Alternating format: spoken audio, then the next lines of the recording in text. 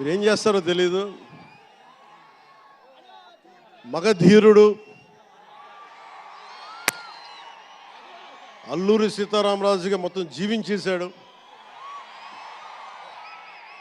అందరి తోటి నటుల మీద అమితమైన ఇష్టం చూపించేవాడు. అందరికీ ఫ్రెండ్ రామ్ చరణ్. అందరి హీరోలకి చాలా గౌరవంగా ఉండేవాడు.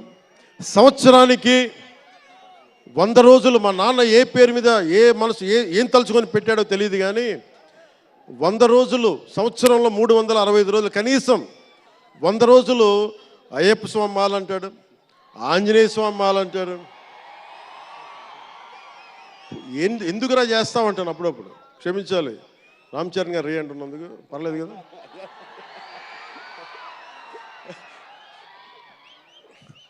అంటే ఎందుకంటే నాకు బాధ్యత తప్పకుండా ఉండటానికి, నియంత్రించుకోవడానికి, అహంకారం రాకుండా ఉండటానికి, ఎప్పుడు చూడండి చెప్పులు లేకుండా ఉంటాడు.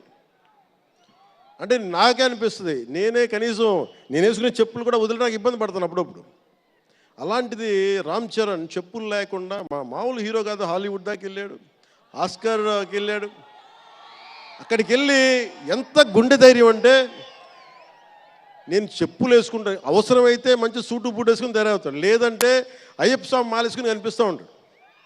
అంటే వ్యక్తిత్వంలో ఎంత బలం ఉండాలి ఆ వ్యక్తికి. అందుకని అలాంటి రామ్ చరణ్ మంచి 16 అణాలు తెలుగువాడు, మా బంగారం,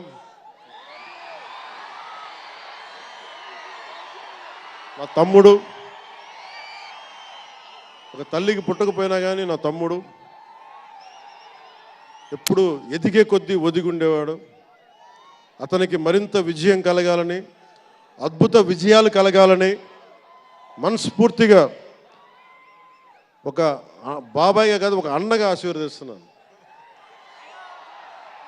I love you, Ram Charan.